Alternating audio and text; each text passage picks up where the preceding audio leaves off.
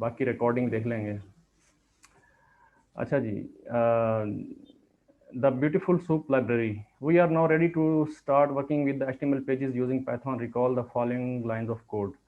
तो आपके पास जो आप पहले आप ये भेजते थे एक रिक्वेस्ट, तो आपके पास क्या आता था, एक टेक्स्ट आर डॉट टेक्स्ट हम उसमें से एक्सट्रैक्ट करते थे। तो अगर हम इसको अगर हम रन करें तो हमारे पास क्या आएगा ये देखते हैं।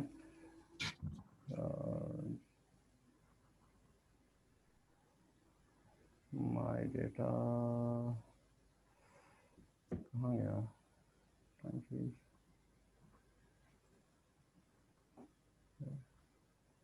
नो, कहाँ रखा था ये?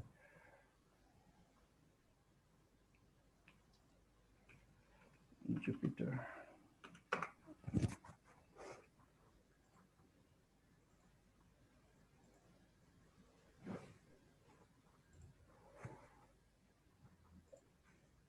ये आ गया सर।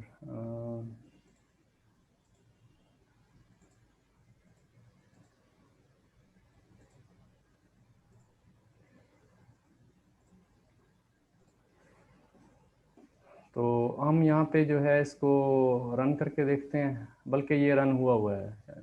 तो हमारे पास जो है ना ये आ रहा था इसके आंसर, मतलब इसका जो रिस्पांस आ रहा था हमारे पास ये आ रहा था r.txt के अंदर। तो इसको रन कर दे, यहाँ पे हमारे पास ये आ जाएगा। तो अब हम देखते हैं कि इसके साथ हम कैसे डील कर सकते हैं। How to deal with this HTML contained in HTML underscore contents. To properly pass the and tackle this soup, we will bring another library called Beautiful Soup. अच्छा जी, ये इसने कुछ लिखा है कि and finally it becomes clear why we have been referring to messy HTML pages as a soup. The Beautiful Soup library was named after Lewis Carroll poem bearing the same name from Alice Adventures in Wonder World. In the tale, the poem is sung by a character called Mock Turtle as it sir goes. Show नहीं हो रहा। हाँ जी, मुझे sir तो हो show रहा है। नहीं हो आप दोबारा ज्वाइन करें, आप दोबारा ज्वाइन करें। रहा है, आप नीचे बढ़ रहे हैं। नहीं नहीं, ये आपको शो नहीं हो रही, पेज मेरे कर्सर सर ये पेज ऊपर ले रहे हैं, सर पेज ऊपर ले रहे हैं थोड़ा सा। मतलब मुझे समझ नहीं आ रही पेज। वो डिले आता है, इनके ना देखने में डिले आता है, ये उस बात को करें। अच्छा नहीं, आपको ये पेज नंबर 61 नजर नहीं आ रहा? नहीं आ पेज आप नजर आ रहा आप ऐसा करें, दोबारा ज्वाइन करें। है। ठीक है सर। अच्छा जी, नेट तेज, आपका नेट कुछ फास्ट नहीं लग रहा। मेरा नेट सर, लग रहा है मेरा नेट तो ठीक चल रहा है सर। फिर ठीक है सर, चलें। तो ये कोई वो पोइम का बता रहा है, ये इतना इम्पोर्टेंट नहीं है, आगे चलते हैं। वो बता रहा है कि इसका नाम उन्होंने रखा था उसकी फॉर्म के ऊपर। हाँ, मतलब नाम क्यों रखा था वो? ये waiting in hot in who for such dainties would not stoop, soup of the evening, beautiful soup. Like this story, Beautiful Soup tries to organize complexity. It helps to parse structure and organizes oftentimes very messy web by fixing the HTML and presenting us with an easy to work with Python structure. तो आपका ये beautiful soup जो है आपके मैसी जो HTML responses हैं उनको जो जी जी जी जी मैसी रिस्पॉन्स जो है उसको ऑर्गेनाइज करता है। Just as was the case with request, installing Beautiful Soup easy with the pip. Refer back to the section 1.2.1 if you still need the setup Python 3 and pip, and note the 4 in the package names. आपके पास ये है, इसको install करते हैं इसको यहाँ पे।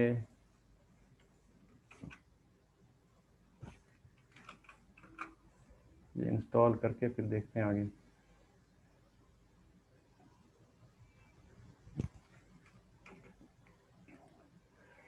Using Beautiful Soup starts with the creation of a beautiful soup object. If you already have an HTML page contained in the string, as we have this with straightforward, don't forget to add the new important line. तो ये आपके मेरे ख्याल में ये import request और ये आपके इंपॉर्टेंट लाइन जो है ये ऐड करनी है आपने। अब आप इन्हें के कॉपी कर लेते हैं इसको और वहाँ जाके देखते हैं जी beautiful soup you are using old version, ठीक है जी कोई बात नहीं, इसको आप कमेंट कर दें, यहाँ पे आप इसको पेस्ट कर दें। तो हम इसको दोबारा से रन करते हैं और देखते हैं कि ये क्या हमारे लिए आउटपुट लेके आता है। ये आ गया आउटपुट। तो try running the snippet of the code. If everything went well, you should get no errors, though you might see following warning appear. So लेकिन हमारे पास कोई वार्निंग नहीं आई, तो ये वार्निंग कहता आएगी। तो आपके पास जो है कोई वार्निंग नहीं आई। What's going on here? The beautiful soup library itself depends on the HTML parser to perform most of the bulk parsing work. तो ब्यूटीफुल सूप लाइब्रेरी जो है इटसेल्फ जो है वो HTML पार्सर के ऊपर डिपेंड करती है। तो अच्छा, लेकिन हमारे पास तो यहाँ पे ऐसी कोई यानी कि कोई किसी किस्म का कोई वो भी नहीं आया एरर। तो देखते हैं। तो वो कहता है कि ब्यूटीफुल स्लूप आपके इसके पास कोई एरर आ रहा था ये वाला, ठीक है। तो वो कहता कि हमारे पास तो फ़िलहाल एरर नहीं आया। तो मतलब इसमें जो है नोट करने वाली चीज़ ये है कि आपके पास जो ब्यूटीफुल सूप लाइब्रेरी है वो खुद भी जो है HTML पार्सर के ऊपर डिपेंड करती है, ठीक है। तो हमने जो है यहाँ पे कोई हमें एरर शो नहीं हुआ उस तरीके से। तो दैट मीन्स हमारा जो है वो मतलब कोई मसला नहीं था। तो in Python multiple parser exist to do so. HTML parser, a built-in Python parser that is decent, especially when using the recent versions of Python 3 and requires no extra installation. तो आपके पास ये डिफ़ॉल्ट आपका HTML parser है जो कि आपका Python के अंदर पहले से इंस्टॉल्ड है, प्री इंस्टॉल्ड है। दूसरा पार्सर क्या है वो LXML है, which is very fast but requires an extra installation. इसके लिए आपको इंस्टॉलेशन करनी पड़ती है। और HTML5 lib which aims to parse the web page in exactly the same way as the web browser does, but it is a bit slower. तो आपके पास ये तीन किस्म के पार्सर हैं, एक HTML पार्सर है, एक LXML है और एक HTML5 lib है। तो ये तीन पार्सर हैं। तो इसके अंदर जो इसका एडवांटेज ये है कि जैसा आपका वेब ब्राउज़र पार्स करता है ना, बिल्कुल एग्जैक्टली सेम जो है वो आपका ये वाला HTML5 lib पार्सर करता है। Since there are small differences between these parsers, Beautiful Soup warns you if you do not explicitly provide one. This might cause your code to behave slightly different when executing the same script on different machines. तो आप जब भी since there are small differences between the parsers, Beautiful Soup warns you if you do not explicitly provide one. तो यहाँ पे अगर आप एक पार्सर न करें स्पेसिफाइड तो वो आपको एरर देता है। लेकिन हमारे केस में उसने यहाँ पे कोई एरर नहीं, यानी कि यहाँ पे कहता है कि आपको HTML पार्सर लिखना पड़ेगा। यहाँ पे आपका HTML डॉट पार्सर इस तरीके से मेरे ख्याल में नए सेल में कर लेते हैं, इसमें नहीं करते।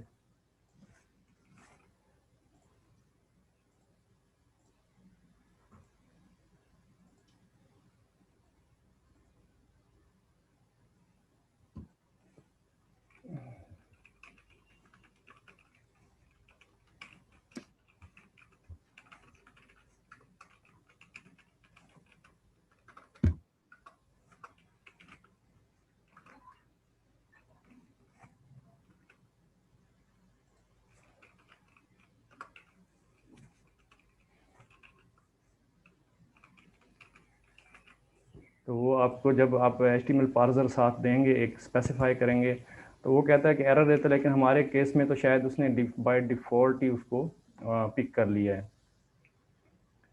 तो इसको अगर हम रन करते हैं तो फिर क्या करता है, अब भी रन हो गया। जो यानी कि मेरे ख्याल में मेरे ख्याल से जो लेटेस्ट वर्जन है पाइथन 3.9 है मेरे पास, तो शायद 3.9 ने इसको जो है एकोमोडेट किया है, बाय डिफ़ॉल्ट जो है वो HTML पार्सर को ले लिया।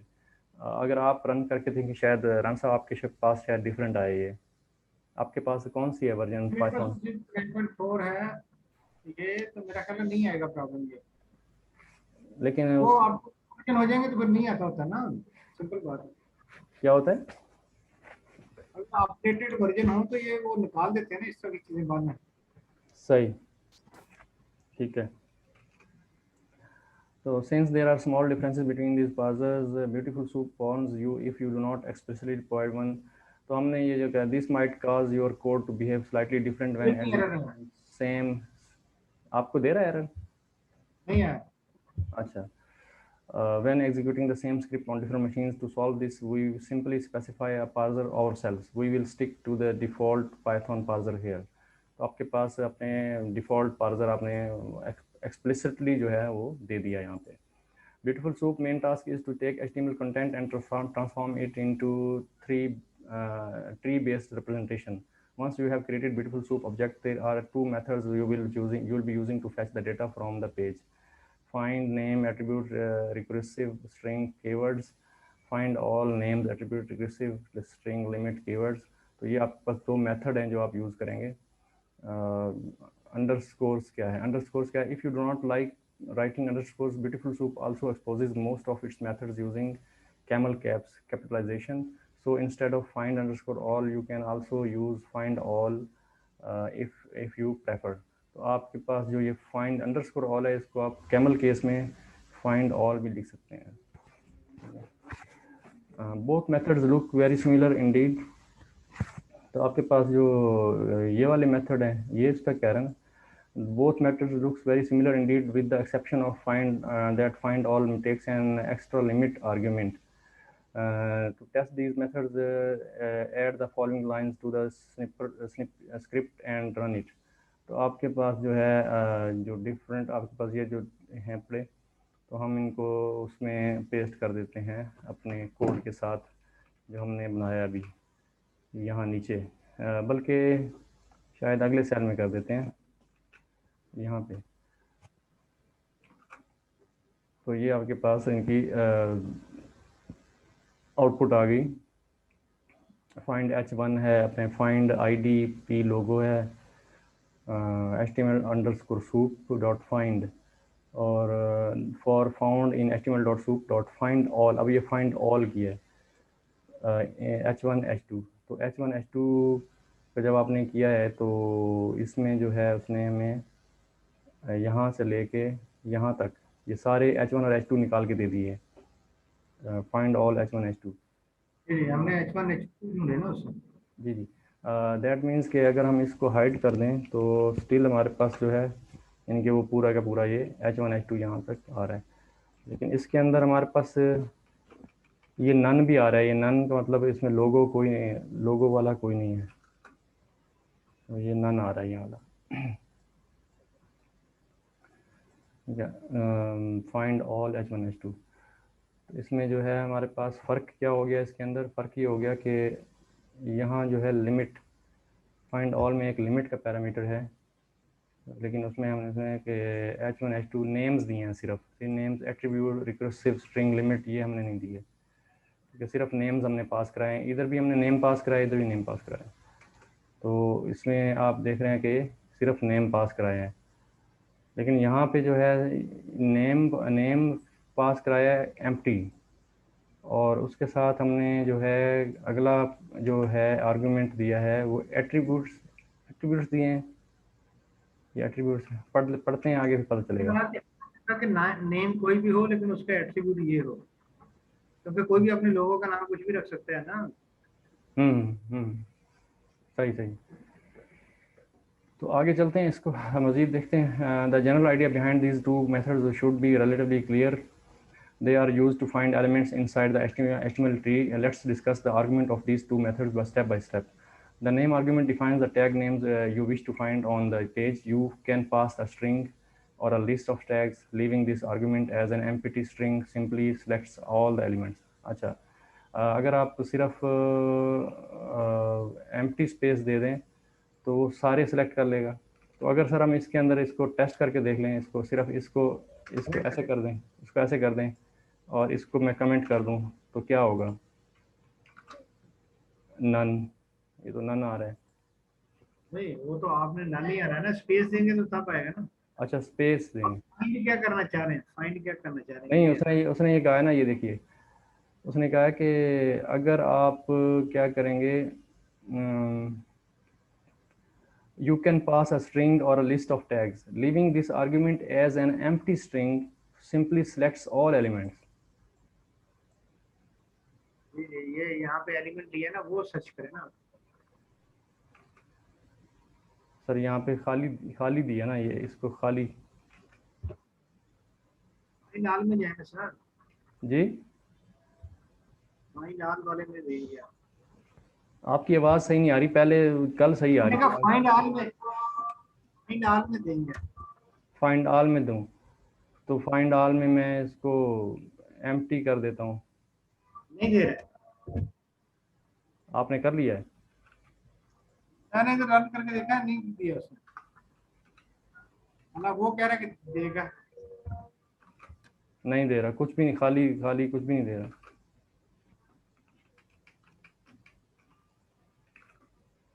चलो खैर, इसको बाद में देखेंगे, ये हमें क्लियर नहीं हुआ। Leaving this argument as an empty string simply sir selects. दे रहे हैं वहां कुछ भी कैसे ना दे लगाए, हैं? कुछ भी ना लगाए ना, ये H2 H1 ये खत्म कर देना। ऊपर वाले दोनों तो आप रोक दो ना, ऊपर वाली दो लाइनें जो है ना, इनको तो आप रोक दो फिलहाल। ठीक है, ये H1 और H2 दोनों खत्म कर दे। नहीं, एम्प्टी लिस्ट दे, एम्प्टी लिस्ट, आ गया आ गया, ये आ गया। एम्प्टी लिस्ट देते तो भी देता है, ठीक है ना। सही सही है। Empty list. हम उसको एम्प्टी हम उसको एम्प्टी एलिमेंट दे रहे थे, एम्प्टी लिस्ट देनी है। वो एम्प्टी पहले लिस्ट। इसलिए किया था कि हमने उसको दिया था कि ऐसी ऐसी लेके, हाँ ये गलत है, हाँ ये देंगे ठीक है। सही सही सही। देखिए, तो ये उसने गलत लिखा है ना, उसने लिखना था एम्प्टी लिस्ट लिखना था। हाँ वो थोड़ा वजाहत नहीं है उसमें। ये गलत लिखा हुआ है। खैर, the attributes argument takes an Python dictionary of attributes and matches the HTML elements that match those attributes. तो ये simply ठीक है।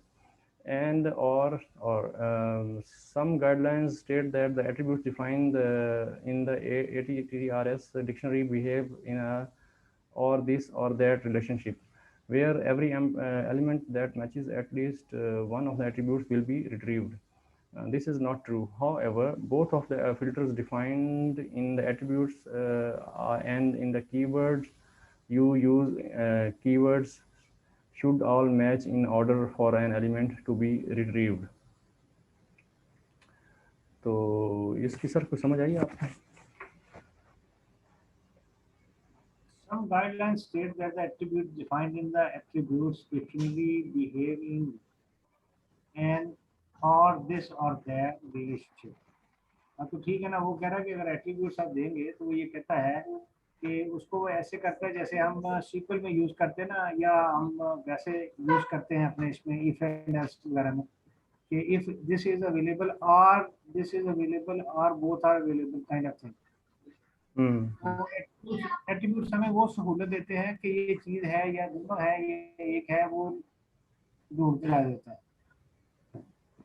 सही है। Where every element that matches at least one of the attributes will be retrieved. अगर वहां पे हमने H1 दिया है तो वो H1 अगर एक दफा भी मिल जाएगा तो वो लेके आएगा उसको। This is not true. However, both your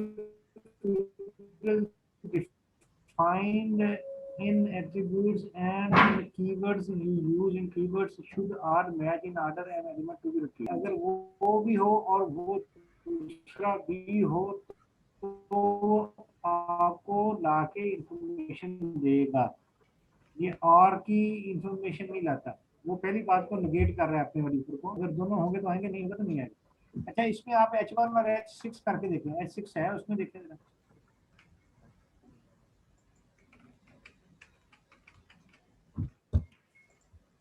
हो सकता है H1 दे और उसके साथ फिर H6 दे।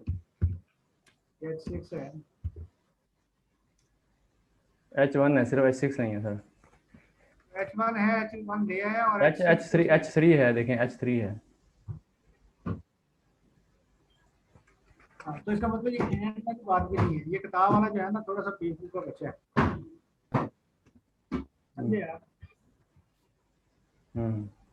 ये और की कैफियत है, H1 है वो भी ले, H2 है वो भी ले, यानी जो एलिमेंट इसमें है वो ले। आप इसको अगर हटा के देखें H3 भी दे रहा है। तो मेरा ख्याल है ये ना ये सेकंड लाइन के लिए पढ़ रहा है जिसको आपने किया ना, ये सेकंड जो प्रिंट है ये गालिब उसके लिए पढ़ रहा है। अगर हम वहां पे H1 दें, ये देखें मैं H1 भी दे रहा हूँ तब भी दे रहा है, H1 बाद में दे रहा हूँ, H3 पहले दे रहा हूँ तब भी ला रहा है। वो दे रहा है ठीक है, आईडी। चले आगे, ये आगे कुछ आएगा कोड तो उसको देखते हैं, ये कोई इतनी वो बात नहीं है। हमारे हिसाब से ये है कि फाइंड ऑल में आप जो भी देंगे वो लेके आएगा, सिंपल। जी जी जी जी। Learning The recursive argument is a Boolean and governs the depth of the search.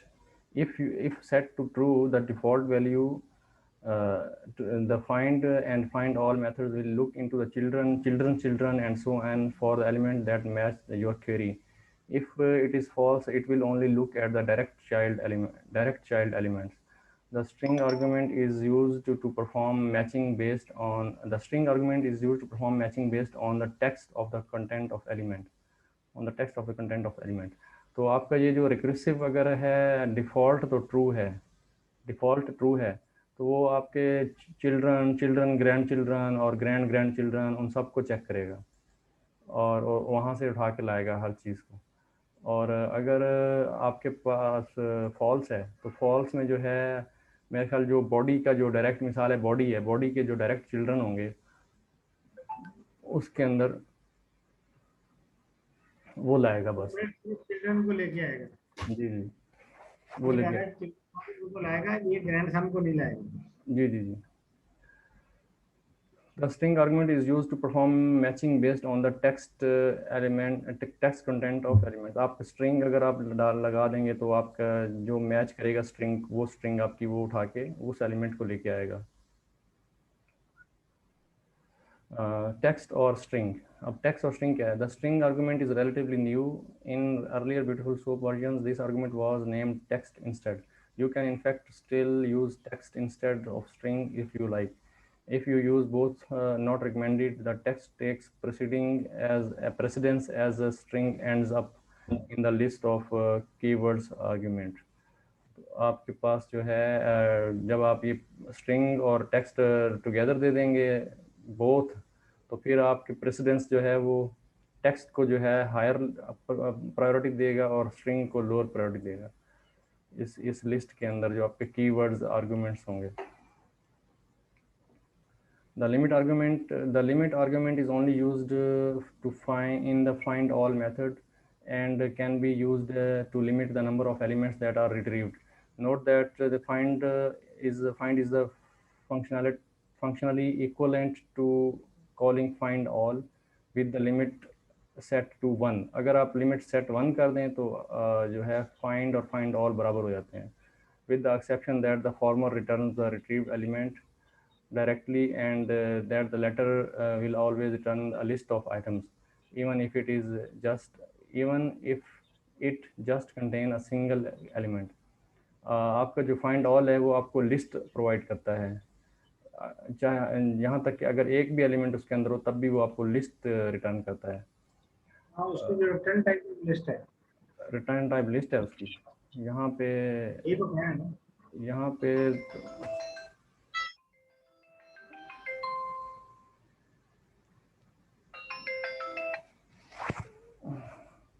एक मिनट सर होल्ड कीजिए।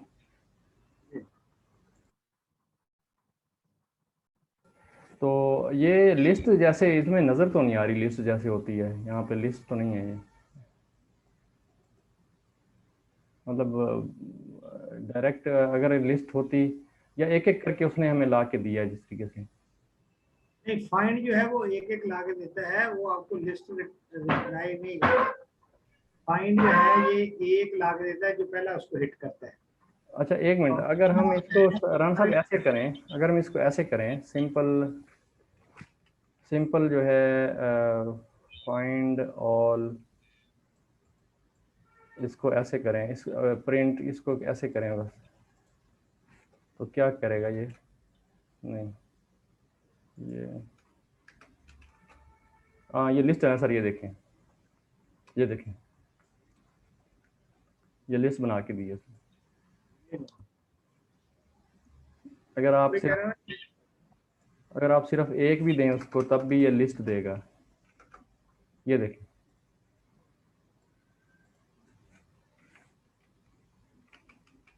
इसकी रिटर्न टाइप जो है वो लिस्ट है। जी जी, इसकी रिटर्न टाइप लिस्ट है, उसकी जो है सिंगल सिंगल देता है। तो अगर हम इसको असल में कन्फ्यूजन ये है कि जब आप फार का वर्ड यूज कर लेते हैं ना, जी जी फार का कीवर्ड जो पाइथन में यूज होता है वो लिस्ट पे यूज हो सकते हैं ना। जी अगर वो जी लिस्ट ना हो कैसे यूज करेंगे, स्ट्रिंग हो तो वो नहीं कहता। जब आप सिंपल वो अकेला ले रहे हैं तो आपको लिस्ट की शक्ल में बता रहा है कि ये है।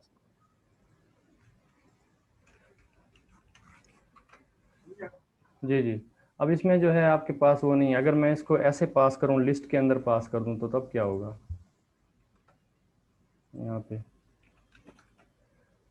तब भी हमें वो सिंपल ऐसे ला के दे रहा है, यानी कि लिस्ट नहीं वो देता। सिंपली देगा ना, उसका तो वो लिस्ट देता ही नहीं है। और अगर H3 फाइंड करेगा H2 यहाँ पे डालूं तो तो H2 दे ही नहीं रहा, एक ही एलिमेंट ला के दे रहा है, एक ही एलिमेंट देता है, वो कहता है। सिंगल एलिमेंट देता है। तो ये आपके पास सिंगल एलिमेंट देता है, जो आप देंगे ज़्यादा नहीं देगा। आप इसमें H3 भी दें साथ में, H3 शुरू में दें और H2 बाद में दें, या H1 बाद में दें।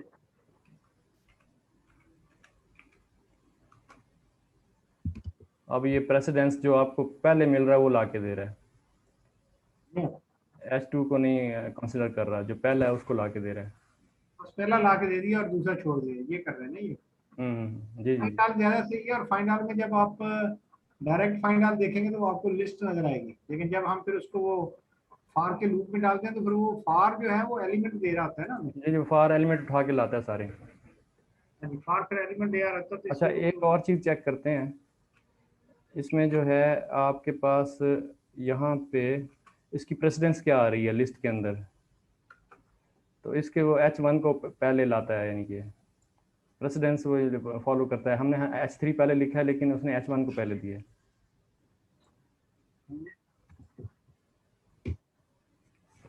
आगे चलते हैं,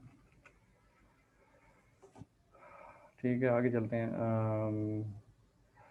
Also important to know that when find all cannot find anything, it returns an empty list, whereas if find cannot find anything, it returns none. तो अगर उसको कुछ नहीं मिला तो वो सिर्फ एक खाली लिस्ट देता है, और अगर फाइंड को कुछ नहीं मिला तो वो नन भेज देता है वापस।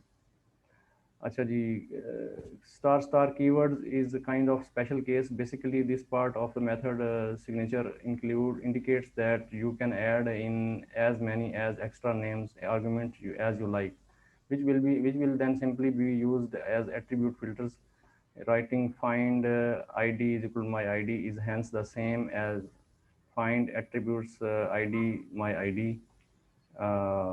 If you define both the attribute argument and extra keywords, all of these will be used together as filters. This functionality is mainly offered as a convenience in order to write easier to read code. तो ये समझ आई sir इसकी आप? दोबारा पढ़ लेते हैं। कहाँ से शुरू किया आपने ये पढ़ना? ये वाला ये पैराग्राफ।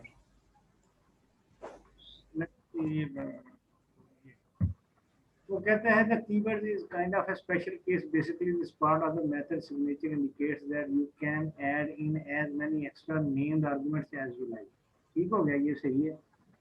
आपने को खास कीवर्ड्स यूज करने हैं, कीज जो ढूंढनी है आपने, आपको एज उस पे भी शामिल कर देंगे, which will then simply be used as attribute filters. तो वो भी फिर उसको एज ए एट्रीब्यूट फिल्टर ही ढूंढेगा। अब देखें ये उसमें बताया है ID is equal to my ID. My ID is a name of something ना, की है ये अगर माई आईडी अंदर किसी कंटेंट में लिखा होगा, कोई पैराग्राफ का पार्ट होगा तो वो नहीं लेगा उसको, बल्कि वो अगर तो किसी चीज का नाम है, किसी एलिमेंट का नाम है तो फिर वो लेके आएगा। Is hence the same as a find attribute तो वो एट्रीब्यूट भी वो मिसाल दे रहा है कि अगर find ID is equal to this one करनी है, जैसे आपको देखो ना ये डिक्शनरी में हम कैसे चीज को सर्च करते हैं की कि वैल्यू। की लेते हैं ना, तो उसमें हम ये उसको देते हैं कि आईडी एक की है जिसकी वैल्यू माई आईडी होगी, अगर वो है तो वो ढूंढ के लाओ। और वो कह रहा है कि एट्रीब्यूट्स के तौर पे आपने देना है तो उसको आपको डिक्शनरी की शेप में देना होगा। बात वही पे है। पहले फाइंड में आप सिंपल दे सकते हैं और यहाँ फाइंड में एट्रीब्यूट्स के नाम पे देंगे तो वो एट्रीब्यूट आईडी की ढूंढेगा और उसकी वैल्यू जो भी आगे मिलेगी वो ढूंढेगा। If you define both attributes and arguments and extra keyword, all of these will be used together as filters.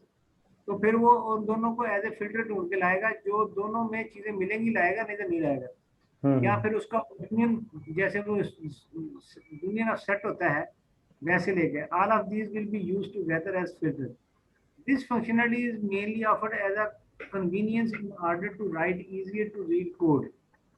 ठीक है ना, आप चाहे ऊपर वाला ले लें चाहे नीचे वाला ले लें, वो तो easier to code आपको जो अच्छा लगता है वो। लेकिन वो कहता है कि अगर ये दोनों आप यूज करेंगे तो फिर वो फिल्टरिंग करेगा फर्दर। जैसे आप ढूंढ के लाएंगे कि जी आप लेके आओ फलां चीज जिसकी आईडी ये हो और वो साथ में उसके साथ ये भी हो, तो दो फिल्टर हो जाएंगे ना आपके। तो मकसद ये है कि दोनों चीज़ें ये काम करेंगी। आप मिक्स भी कर सकते हैं दोनों नोटेशंस को, कर सकते हैं, सिंगल भी कर सकते हैं। हाँ, लेकिन यहाँ पे तो वो मिसाल में दो नेम से सेम दे रहा है ना, ये तो डबल का कोई मतलब नहीं होगा ना। अगर दो चीजें ऐसी डिफरेंट देंगे ना, मतलब डिफरेंट तो वो आपको ला के देगा। सही है, फ्लेक्सिबिलिटी दिखा रहा है कि वो दोनों जगह पे भी आप दे सकते हैं। सही। Take care with the keywords. Even though all the star keyword arguments can come in very helpful in practice, there are some important caveats to mention here. First of all, you cannot use class as a keyword, as this is reserved Python keyword. This is a pity, as this will be one of the most frequently used attributes when hunting for content inside the HTML. Luckily, Beautiful Soup has provided a workaround. Instead of using class, you just write class underscore as follows: find class underscore is equal to my class.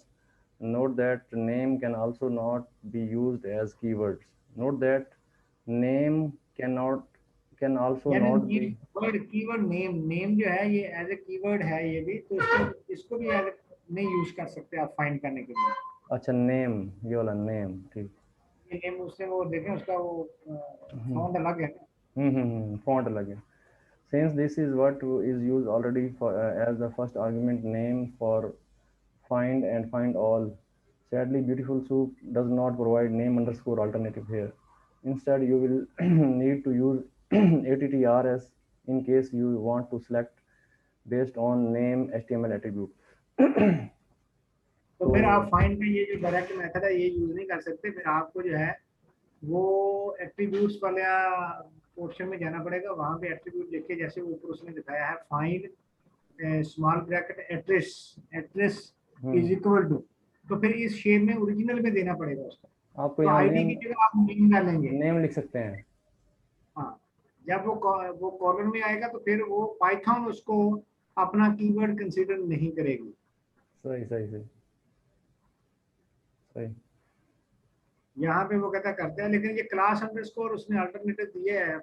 ये याद रखने वाली बात है कि इसमें alternative class underscore से काम चल जाता है। सही है। अंडरस्कोर का मतलब होता है कि कुछ भी हो सकता है, नहीं भी हो सकता, लेकिन फिर इसको, लेकिन पाइथन इसको अपनी क्लास का वर्ड नहीं समझती, कीवर्ड नहीं समझती। सही सही। Both find and find all return tag objects. Using these, there are a number of interesting things to do. You can do: access the name attribute to retrieve the tag name, access the content attribute to get the Python list containing the tags children, its direct descent tags as a list.